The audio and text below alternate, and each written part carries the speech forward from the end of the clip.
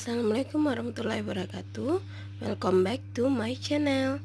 Oke, hari ini kita akan bahas materi fisika kelas 10 semester 2, yaitu tentang kelanjutan materi impuls dan momentum. Nah, sebelum kita lanjut, jangan lupa untuk like, komen, subscribe, dan share jika kalian merasa video ini bermanfaat. Oke, kita langsung saja. Nah, kita masuk poin E, kelanjutannya itu ada hukum kekekalan momentum. Nah, ini misalnya ada benda A, kemudian ada benda B. Mereka saling berlawanan arah. Kemudian ketika mereka bertemu terjadi tumbukan. Nah, berdasarkan hukum kekekalan momentum, itu bunyinya momentum kedua benda sebelum tumbukan ini sama dengan momentum sesudah tumbukan jika tidak dipengaruhi oleh gaya luar. Kalau kita tuliskan berarti ini momentum kan lambangnya P ya. Ini P awal itu sama dengan P akhir. Nah, P itu sendiri kan M kali V. Cuman karena bendanya ada dua, berarti boleh kita tulis MA dikali dengan VA ditambah MB dikali dengan VB. Ini akan sama dengan MA dikali dengan VA aksen tambah MB dikali dengan VB aksen. Aksen di sini menunjukkan kalau dia merupakan kecepatan akhir. Nah, ini kita tandai dulu. Ini berarti ya. Ini merupakan rumusan dari hukum kekekalan momentum. Terus kita lanjut, kita masuk ke materi tumbukan. Nah, tumbukan itu adalah peristiwa tabrakan antara dua benda karena adanya gerakan. Misalnya kayak kita ninju dinding, kan tangan kita bergerak tuh, berarti terjadi tabrakan, atau disebut juga dengan tumbukan, atau mobil yang bertabrakan, itu berarti artinya terjadi tumbukan. Nah, yang pertama yang mau kita bahas tentang tumbukan itu ada istilahnya koefisien restitusi. Koefisien restitusi itu kita lambangkan dengan E. Apa itu koefisien restitusi? Ini adalah tingkat kelentingan suatu benda. Nah, kelentingan ini maksudnya adalah tingkat pantulannya setelah terjadi tumbukan. Nah, untuk nilai E itu persamaannya adalah min delta V aksen per delta V.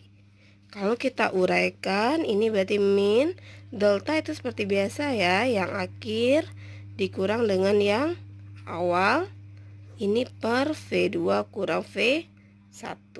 Nah, ini minnya bisa kita kalikan ke dalam biar lebih gampang. Berarti ini E sama dengan min V2 aksen min jadinya plus V1 aksen per V2 kurang dengan V1. Ini adalah persamaan koefisien restitusi. Oke, paham ya? Nah, kita lanjut poin yang kedua. Poin yang kedua itu adalah jenis-jenis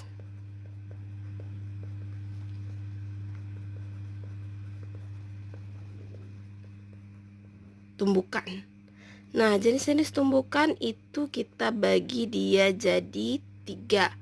Yang pertama itu namanya tumbukan lenting sempurna. Nah, seperti yang sudah di awal video tadi, kalau lenting itu berarti pantulannya sempurna. Nah, ciri-cirinya untuk tumbukan lenting sempurna, ini nilai koefisien restitusinya sama dengan 1. Ini kita tandai dulu, E-nya 1. Kemudian apa lagi?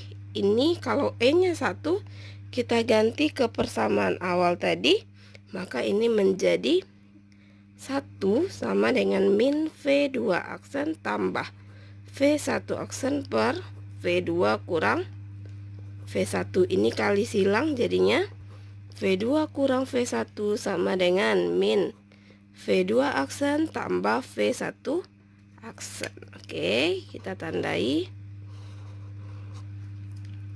Nah, ini untuk tumbukan lenting sempurna. Lalu apa ciri-cirinya lagi? Untuk tumbukan lenting sempurna, ini berlaku hukum kekekalan momentum yang ini ya. Berarti ini boleh juga kita tulis M1V1 tambah M2V2 itu akan sama dengan M1V1 aksen tambah M2V2 aksen.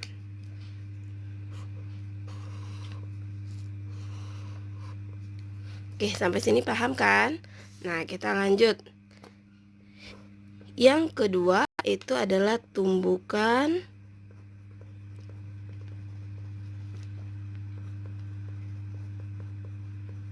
lenting sebagian.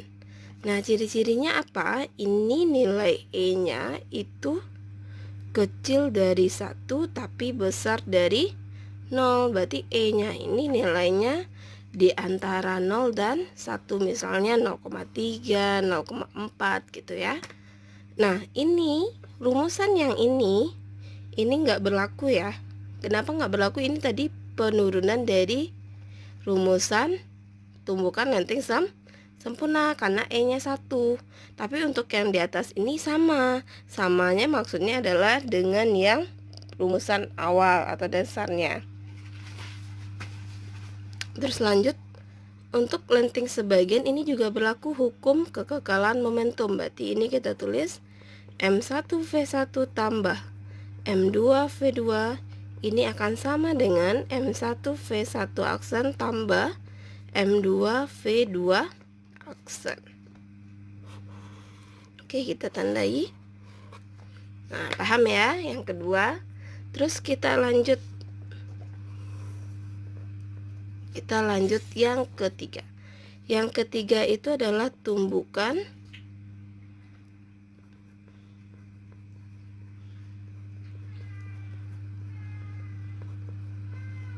tidak lenting sama sekali. Nah, kalau dia tidak lenting artinya kan dia tidak mantul ya. Kalau tidak mantul itu artinya dia lengket. Misalnya seperti ada orang yang sedang berlari di lapangan, kemudian orang di pinggir lapangan dia melempar permen karet kepada orang yang sedang berlari. Kira-kira berapa kecepatan permen karet setelah dilempar? Nah, ini kalau permen karet itu kan dia tidak mantul tapi dia lengket.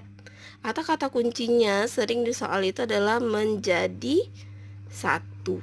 Kalau menjadi satu, otomatis ini adalah tumbukan tidak lenting sama sekali. Kalau ditanya berapa kecepatan permen karet, berarti sama dengan kecepatan orang yang sedang berlari. Maka ini untuk nilai E-nya ciri-cirinya sama dengan 0. Terus, apakah berlaku hukum kekekalan momentum? Nah, rumusnya tidak akan sama dengan ini. Kenapa? Karena sekarang ketika kecepatan di akhir itu kan antara si permen karet dengan orangnya memiliki kecepatan yang sama. Berarti nggak ada V1 aksen, V2 aksen. Yang ada hanya satu saja. Berarti V aksen. Maka boleh kita tulis M1 kali V1 tambah M2 kali V2 sama dengan ini kita jumlahkan M1 tambah M2 dikali dengan V aksen. Ini dia persamaannya. Oke. Jangan lupa untuk like, comment, subscribe, and share kalau kalian merasa video ini bermanfaat. Terima kasih.